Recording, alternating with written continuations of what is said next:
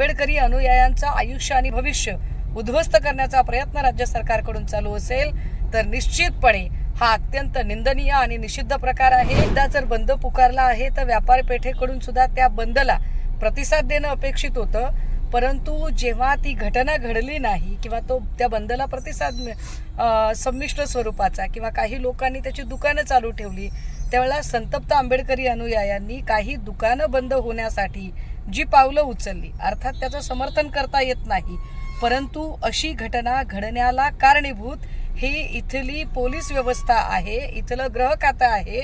मात्र गृह खातं असं का वागतं? कारण गृह खात्याला कुणी निर्देश देणारा मंत्रीच अस्तित्वात नसेल तर करायचं काय?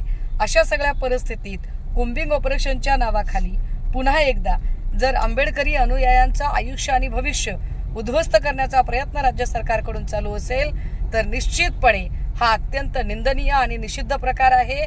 घडलेल्या घटनेची चौकशी करण्यापेक्षा कोम्बिंग ऑपरेशनच्या नावाखाली अशा पिढ्या उद्ध्वस्त करणं आणि बर्बाद करणं याचा आम्ही तीव्र शब्दामध्ये निषेध करतो।